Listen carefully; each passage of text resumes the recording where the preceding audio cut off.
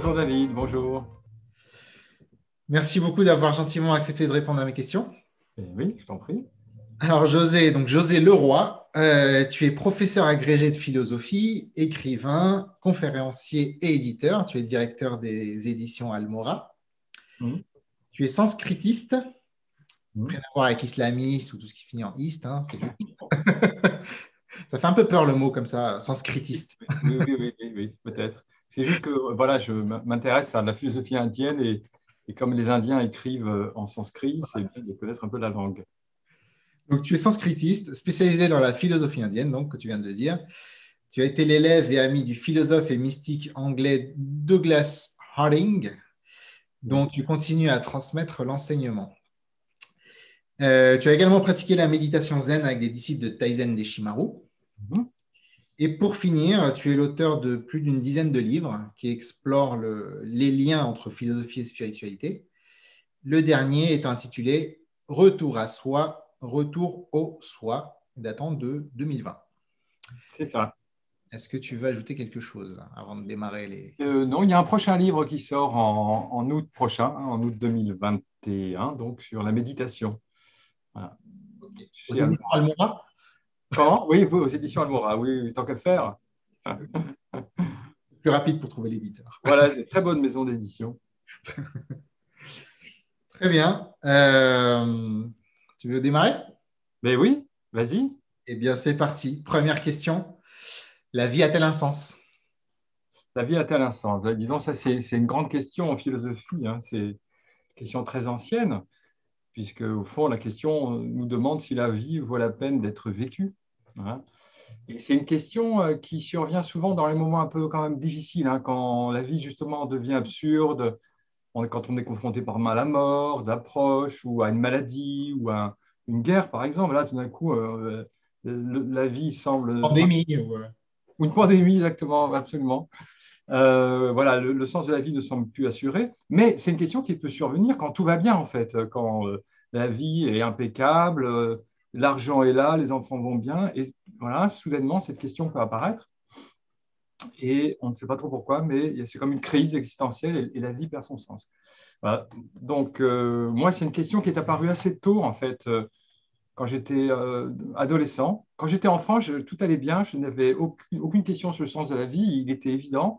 Par contre, à l'adolescence, vers 16-17 ans, là, je me suis vraiment posé la question du sens de la vie. Et puis, la vie m'apparaissait absurde parce qu'on est, on travaille, on meurt. À quoi bon tout cela? C'était comme une farce un peu ridicule. Et j'ai mis beaucoup de temps avant de sortir de cette... parce que ce n'est pas du tout agréable, hein, de vivre en trouvant la vie absurde. C'est extrêmement douloureux, en fait. Je pense que beaucoup d'adolescents se posent cette question-là. Oui, sans doute, ouais. Et donc, enfin, j'ai étudié la philosophie et ensuite la philosophie indienne.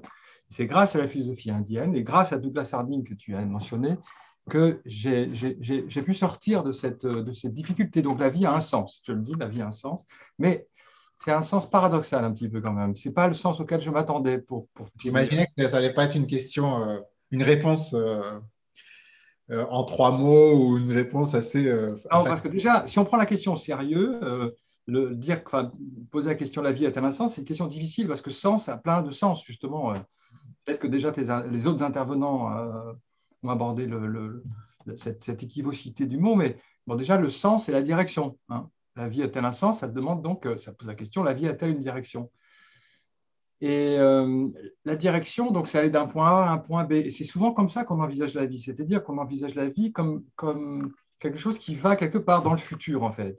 Donc, la réussite d'un examen, un poste dans un nouveau travail, la retraite, des vacances. Donc, on envisage toujours, il me semble, la vie tournée vers le futur. Voilà.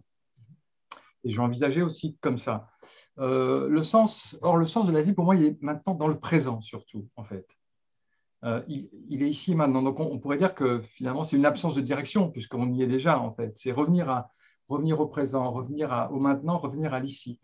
Et donc, ça a été une grande découverte pour moi. C'est-à-dire que le sens n'est pas à chercher demain, mais il est finalement déjà ici.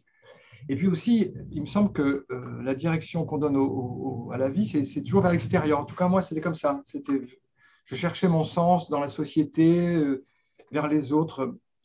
Or, s'il faut donner une direction à la vie, ce serait plutôt vers soi, en fait, il me semble. Revenir à soi. Tiens donc, ça me rappelle quelque chose. Voilà, retour au soi, voilà, c'est ça. Et ce geste de retour à soi, il n'était pas du tout évident pour moi parce que j'étais vers l'extérieur, je cherchais mon sens à l'extérieur. Donc j'ai changé de direction, en fait. À un moment donné, ma vie s'est arrêtée et j'ai regardé l'intérieur, d'abord par la méditation zen, puis grâce aux enseignements de maître indien et de Douglas Harding aussi. D'ailleurs, Douglas avait ce geste-là, hein, c'est un exercice de Douglas, avec ce doigt retourné qui pointe vraiment vers le centre, en fait. Donc, ce geste indique finalement la direction, le sens de la vie. C'est vers ceux qui regardent en nous. Voilà. Et Douglas, ce n'était pas la vision sans tête? Il n'y a pas une question de vision sans tête? Exactement. Tu pointes vers ta tête, mais… Oui, bien sûr, mais si toi, regarde ton doigt, enfin, si toi tu regardes ton doigt, ouais. Voilà, est-ce que pour toi il pointe vers une tête ou vers un espace, en fait? Il pointe vers quelque chose que je ne saurais décrire, je pense. Voilà. Donc, la direction de la vie, elle est vers le centre, en fait, vers le centre, ici et maintenant vers le centre. Ça, c'est le premier point. Ensuite, le sens, c'est aussi le sensible. Après tout, ça vient de là, les 5 sens. Et en fait, bien souvent, nos 5 sens sont émoussés, en fait. On ne voit pas vraiment le monde, on n'écoute pas vraiment les sons, on n'est pas attentif, en fait. Or, quand on revient à soi, par exemple par la méditation, on redécouvre une nouvelle forme d'attention, une nouvelle puissance dans l'attention qui fait que les sens vraiment se mettent à scintiller, à s'éveiller, quoi. Les couleurs deviennent plus vives, les sons plus intenses, et du coup, la vie a vraiment de la saveur. Donc, je pense que c'est ça aussi le sens de la vie, c'est la saveur de la vie. Je n'avais pas pensé en posant la question, mais… Comment? Je n'y avais pas pensé en posant la question, à vrai dire, mais… Bah oui, mais alors en français, redonner du sens à la question. C'est déjà pas mal. On avait ça. Après, il y a la question de la signification. Je peux continuer dans le catalogue? C'est pas Vas-y. Et la question de la signification. Ça, c'est donc la signification de la vie. En fait, moi, il me semblait avant que la signification de la vie, c'était quelque chose qu'on devait fabriquer, qu'on devait créer, trouver une signification à la vie. De plein de façons. Enfin, chacun essaye de donner une signification à sa vie, en fait. Et on n'y arrive pas forcément. Et je ne sais pas si tu as lu le livre de Sartre qui s'appelle La nausée. Alors, Sartre raconte que son héros, Roquentin, est devant une racine d'arbre dans un jardin. Et en fait, il éprouve un sentiment de dégoût devant cette racine d'arbre parce que cette racine d'arbre est absurde. En fait, l'existence est absurde. Et donc là, on voit que voilà, Sartre a fait cette expérience de ne pas réussir à donner du sens aux choses et à la vie. Mais en réalité, ce que j'ai découvert, c'est que la vie a un sens en elle-même, en fait. Ce n'est pas à moi de lui donner son sens. Moi, quand je regarde la racine d'arbre, en fait, si je la regarde vraiment, il n'y a pas un moi qui est séparé de la racine d'arbre. Il y a la vie, il y a l'existence, et le sens, il est là, en fait. On peut donc trouver de la beauté dans une racine d'arbre, on peut trouver le sens partout. Si justement, si on laisse de côté l'ego, en fait, si on sort de cette relation duelle entre moi et le monde, et qu'on se laisse envahir, alors là, par la grande vie, quoi, tu vois, non plus simplement le sens de la vie, mais de ma vie, mais de la vie avec un grand V, tu vois. Et puis enfin, le sens, c'est aussi le bon sens, c'est être sensé, la sagesse. Et pour moi, le sens de la vie, c'est d'essayer d'incarner dans mon quotidien ce que j'ai découvert, c'est-à-dire ce soi, cet éveil au soi, cette dimension de la présence. C'est ça, pour moi, la signification de la vie, quoi. C'est incarner ce soi dans la vie au quotidien. Voilà. Alors, c'est bien, tu m'as presque fait la transition sur la deuxième question, parce que tu as parlé de la vie avec un grand V, tu as parlé de soi avec un grand S, j'imagine. Ouais. Hein? Et donc, deuxième question. Dieu, pour toi, c'est… C'est une question aussi question simple. Hein. C'est le dernier que j'ai interviewé, c'est Pierre Crépon, qui disait des questions bateau, voire paquebot. Pardon? C'est des questions bateau, voire paquebot. Ouais, Dieu sait quoi. Alors, Dieu sait quoi. Un jour, on a posé la question à Einstein, Maître, est-ce que vous croyez en Dieu? Et Einstein a répondu, dites-moi votre définition de Dieu et je vous dirai si j'y crois. Donc là, tu demandes une définition de Dieu, finalement. Alors, moi, je crois qu'il y a trois définitions de Dieu, 3 manières de voir Dieu. Il y a le point de vue des croyants, il y a le point de vue des philosophes et il y a le point de vue des mystiques. Moi, le Dieu qui m'intéresse, c'est le Dieu des mystiques. Alors, le Dieu des croyants, c'est une personne euh, qui protège un peuple particulier. Ça, c'est des croyants plutôt Religieux. Ouais. L'Église, voilà, c'est ça. Donc, c'est une personne compris à qui on rend un culte, qui ordonne, qui fait des promesses, qui entend ou pas les prières. Bon, ça, c'est le Dieu du Coran, le Dieu de la Bible. Yahvé ou Allah. Le Dieu des philosophes, c'est tout à fait autre chose, en fait. Le Dieu des philosophes, c'est un principe abstrait, c'est un être de raison qui est l'explication du monde, donc l'explication de la création du monde, et qui est aussi un principe d'intelligibilité du monde. Et les philosophes essaient de démontrer l'existence, en tout cas, sauf les athées, bien sûr, mais les philosophes essaient de démontrer l'existence de ce Dieu-là, de ce principe. Donc, il y a des preuves d'existence de Dieu, il y en a plein, hein, 5 chez Aristote, 3 chez Descartes. Et puis, il y a le Dieu des mystiques. Alors, c'est celui-là qui m'intéresse. Oui. Parce que le Dieu des mystiques, c'est un Dieu connu par expérience. Ce n'est pas un Dieu auquel on croit, ce n'est pas un Dieu qu'on va démontrer par la logique, c'est un Dieu qui est ressenti. Et alors, qu'est-ce que c'est que ce Dieu-là? Alors, Dieu, c'est un mot qui vient du mot Deus en latin, qui est une racine indo-européenne qui signifie la lumière. En sanskrit, justement, il y a Div, qui donne les Devas. Donc, les Devas, c'est les dieux, c'est les lumineux, en fait. Donc, Dieu, premièrement, c'est la lumière. C'est-à-dire que le mystique fait une expérience de lumière en retournant sur lui-même. Par exemple, saint Augustin raconte ça dans les Confessions. Il découvre en lui une lumière. Et pour moi, cette lumière, c'est la lumière de la conscience, en fait. Donc Dieu, c'est d'abord la conscience. C'est-à-dire, c'est la conscience qui fait qu'en ce moment, on voit un monde. Le monde apparaît dans cette conscience. S'il n'y a pas de conscience, il n'y a rien. Donc, on peut dire que la conscience, c'est la clairière du monde. Tout apparaît en elle, en fait. Donc d'abord, Dieu, c'est la conscience. Ensuite, Dieu, c'est l'être aussi. Quand on regarde en soi, quand le mystique regarde en lui, il fait l'expérience de l'être, du je suis, en fait, quel que soit le nom qu'on lui donne, hein, ça fait Atman, Brahman, nature de Bouddha, vacuité, même peu importe, mais il fait l'expérience de l'être. Ça, c'est quelque chose qu'on pourrait trouver dans la Bible aussi, hein, quand Moïse voit le buisson ardent et lui demande qui es-tu. Même question, Dieu c'est quoi? On lui répond je suis qui je suis. Donc, on a aussi finalement cette dimension-là. Donc, Dieu, c'est la lumière, Dieu, c'est l'être, et puis Dieu, c'est aussi l'amour, en fait. Parce que ce n'est pas un être, c'est pas juste un être froid, sans affect. Il y a aussi une dimension du cœur. C'est ce que découvre aussi en lui le mystique quand il plonge dans cette intériorité. Et donc c'est ce Dieu-là qui m'intéresse. Et bon, Dieu, c'est un mot que j'utilise jamais à cause de sa pluralité, trop grande pluralité de sens. Donc moi, je parle de conscience, je parle d'être, je parle d'espace d'accueil, je parle de présence, beaucoup maintenant, mais j'évite le mot Dieu parce que voilà, il est vraiment trop associé à des croyances.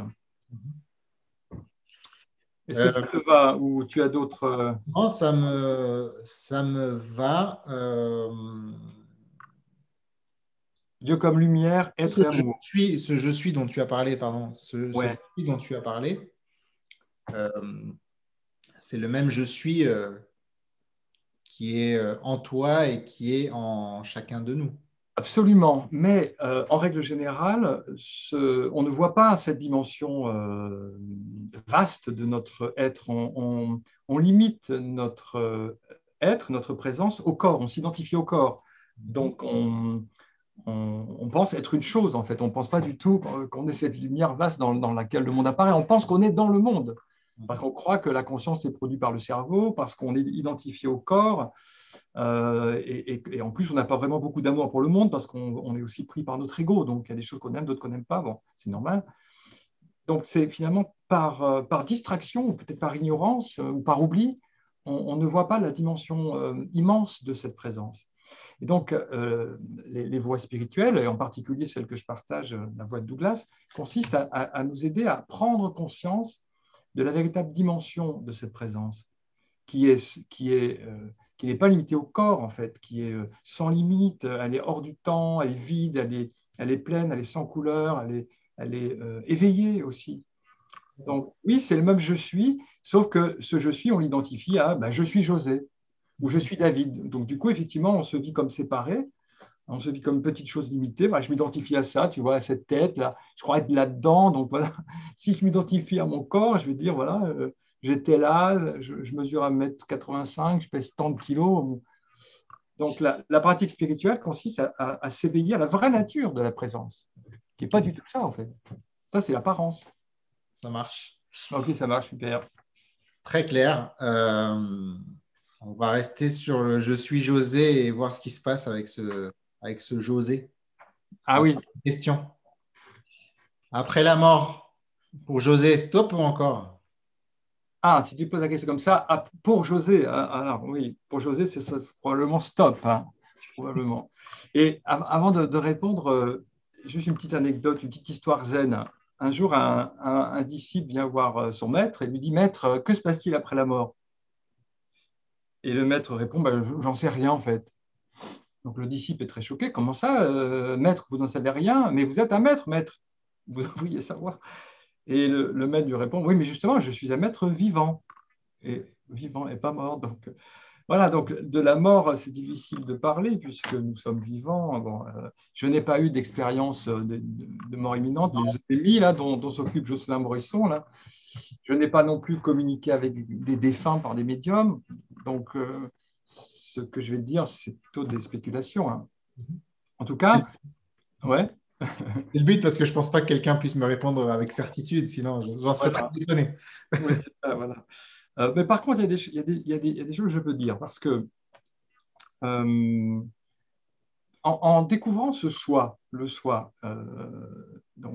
grâce aux enseignements de Douglas Harding, par exemple, en découvrant ce soi, je me suis aperçu qu'en moi, comme en toi, comme en nous tous, comme en ceux qui nous regardent, il y a une présence qui n'a pas d'âge. Le soi, cette présence, n'a pas du tout d'âge, elle n'est pas dans le temps, en fait. Et donc, on ne peut pas non plus, d'ailleurs, lui trouver une date de naissance. La date de naissance serait la mémoire, mais on n'a aucune expérience de naissance. Et donc, on peut peut-être légitimement supposer que cette présence ne connaîtra pas non plus de fin, puisqu'elle n'est pas dans le temps. Elle ne change pas, elle ne vieillit pas, il n'y a aucune ride sur cette présence. Elle est toujours neuve, à chaque instant, elle est neuve. Quand on découvre ce soir, on fait l'expérience d'une fontaine de jouvence, en fait.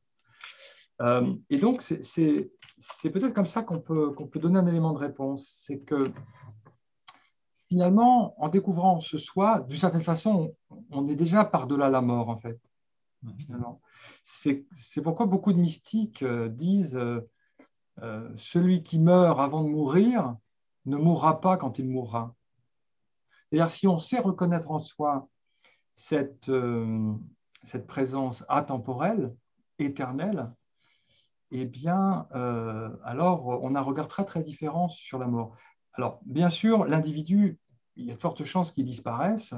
Je crois que José est une denrée périssable.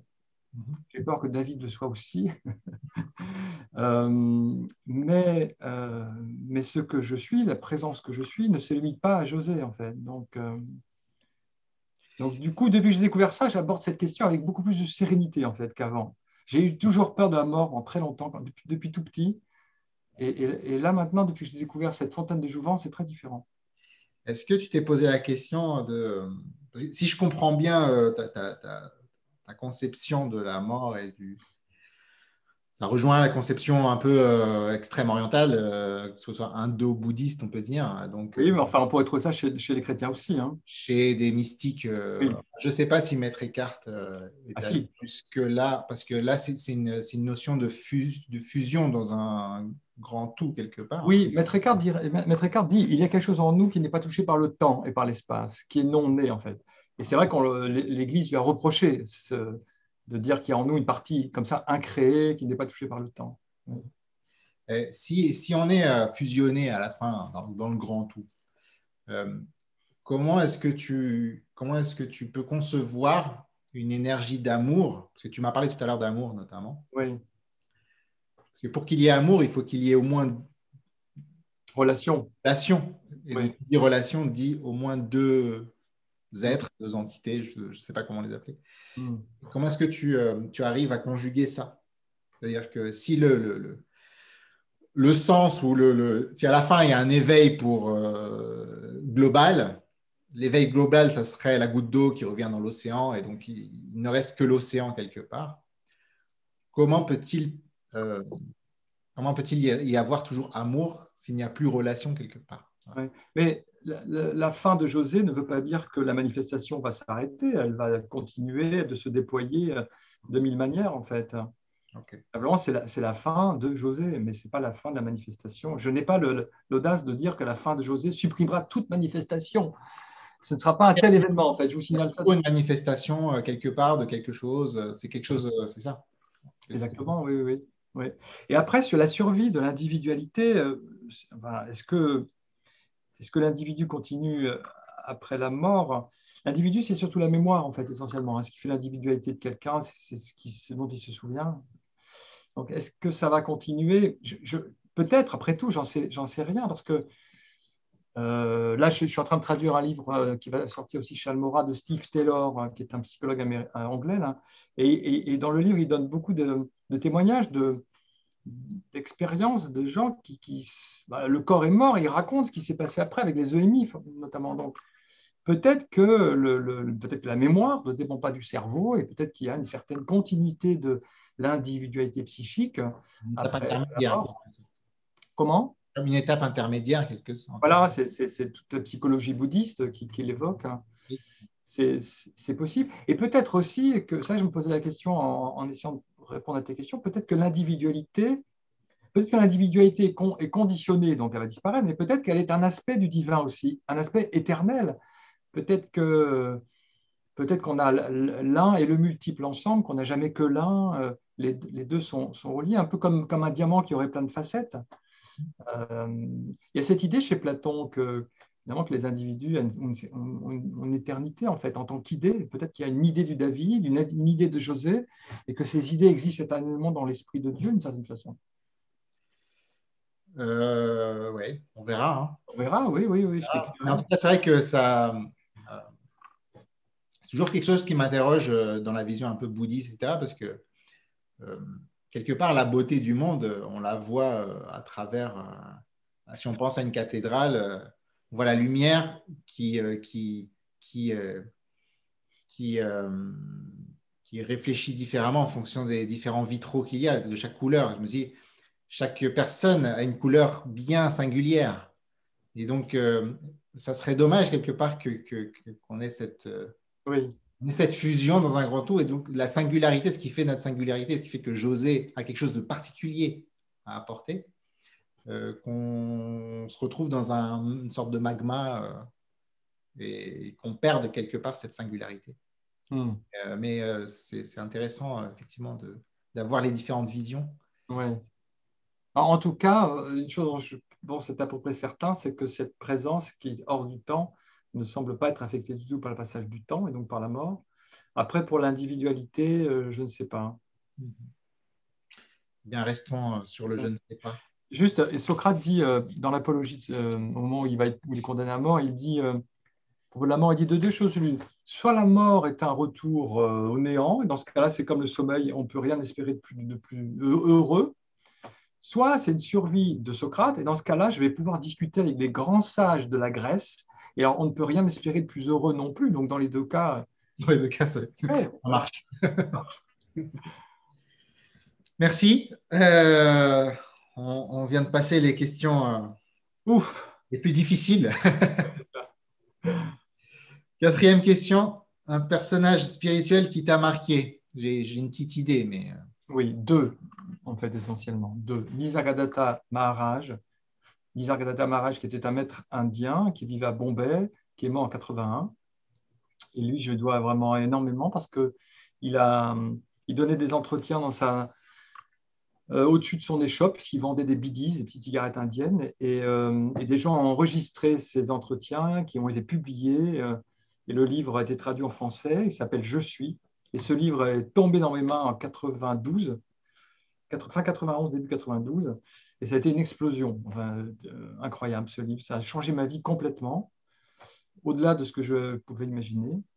C'est en lisant ce livre que j'ai découvert cet éveil, en fait. Et puis, mais il était mort, donc je n'ai pas pu aller le rencontrer en Inde. Et puis ensuite, quelques mois après, j'ai rencontré Douglas Harding, philosophe et mystique anglais. Lui, il est mort en 2007, à l'âge presque de 100 ans. Et alors, lui, je l'ai rencontré et on est devenus amis. J'ai passé beaucoup de temps à ses côtés, on a beaucoup travaillé ensemble. Et lui, ça a été aussi voilà, une rencontre extraordinaire. C'était un vrai génie de la spiritualité. Et voilà, je me sens très, très plein de gratitude quoi, pour avoir rencontré Douglas. Et puis sa femme Catherine aussi, ils étaient inséparables. Catherine est décédée en septembre dernier. Donc je leur dois tout à ces deux hommes. Alors, après, il y a d'autres personnes, il y a d'autres textes que j'ai lus, mais c'est les deux phares qui continuent de me guider. Le premier que tu as cité a déjà été cité, je crois que c'était par Jean-Marc Quespi, qui est médecine traditionnelle chinoise, et il avait cité un de ses livres, c'était pas Je suis, c'était Soi. Soi. Ouais. Mais bon, je pense que les deux livres. Oui, c'est à peu près la même chose. Merci. Passons à la dernière question. Le livre et ou le film que tu recommanderais à un ami en perte de sens? Un film, je ne sais pas, je ne vois pas pour l'instant, mais deux livres. Le livre de Douglas Harding, Vivre sans tête. Hein, c'est un petit texte très bref et qui a été édité dans les années 60 pour la première fois et qui a le pouvoir, je crois, de donner du sens aux gens. Ça a été un best-seller de la spiritualité quand c'est sorti. D'ailleurs, ça a changé la vie de Douglas aussi parce que quand il a eu cet éveil, il avait 33 ans et pendant très longtemps, il n'a pas réussi à partager cet éveil avec ses contemporains. Et il a écrit ce livre et il a demandé à sa secrétaire, parce qu'il était architecte, il a demandé à sa secrétaire de taper le texte à la machine. Et en tapant le texte, en fait, elle a vécu aussi cette expérience. Oui. Parce que le texte est très, très précis. En fait, il commence par la description de son éveil et ensuite, il cherche dans la spiritualité bouddhiste, notamment zen, des références aux grands maîtres, notamment des maîtres chinois. Donc ça, c'est un grand, grand texte, c'est très court à lire. Donc je conseillerais ce livre. Je suis, dont j'ai parlé, de Nisargadatta Maharaj. Plus long, je crois. Oui, ça c'est long, c'est plus long. Mais un seul dialogue suffit. Hein. C'est des petits dialogues. C'est de la dynamite. Après, j'aime beaucoup aussi Jean Klein, pour rester dans les contemporains. J'ai édité chez Almora d'ailleurs plusieurs livres de lui. Il y en a un qui s'appelle La joie sans objet, qui est c'est admirable, c'est très très beau aussi. Jean Klein avait une manière lui est influencé par l'Advaita Vedanta indien. Et il avait une manière toute personnelle, sa musique, une musique propre et très belle de parler de non-dualité, d'éveil à soi, du sens de la vie aussi. Puis après, il faut retourner vers les classiques, Plotin, les Énéades, Maître Eckhart, les grands, quoi. Ramana Maharshi aussi. Voilà. Aujourd'hui, grâce aux éditeurs, il y en a plein d'autres que moi, mais grâce aux éditeurs et aux auteurs, il y a plein de livres sur la non-dualité qui sont accessibles. Jean Klein, il est toujours vivant ou non, il est mort, je crois, en 98, il me semble. Non, il est décédé. Pas interroger. Non, ça c'est dommage. En plus, il n'y a pas beaucoup de vidéos de lui, il n'y a pas grand-chose. Voilà pour les livres, mais surtout le livre Vivre sans tête. C'est assez extraordinaire. Ça marche. Voilà, David. Bon, pas de film, c'est ton dernier mot. Non. L'autre jour, j'ai vu un très beau film qui a eu d'ailleurs l'Oscar du meilleur film, c'est Nomadland. Ah oui. J'ai oublié le nom de la réalisatrice, c'est une chinoise. Et le film raconte la vie des gens nomades, donc qui vivent dans des vannes, des caravanes aux États-Unis. Et c'est plein d'humanité. Ça m'a beaucoup touché. Amazon. Pardon? Elle est passée par Amazon, je crois. On voit Amazon. Oui, exactement. Elle a travaillé. Oui, à le voir. L'héroïne travaille chez Amazon. Donc, c'est un très beau film sur la signification de la vie dans l'instant présent, la beauté des paysages, la relation entre les gens dans l'instant présent. Ça montre que la vie déborde de sens, en fait. Un film américain qui n'est pas du tout à l'américaine. Ah oui, non. Ouais, effectivement. Voilà. Merci beaucoup. Merci à toi, David. Et je t'encourage à continuer j'ai regardé quelques-unes de ces vidéos. superbe. J'ai beaucoup aimé celle de Jean-Yves Leloup. Il n'est pas le seul, c'est la seule vidéo qui a vraiment marché pour l'instant. Elle est magnifique. On dit au revoir aux éditeurs, merci. Voilà, au revoir. Merci beaucoup.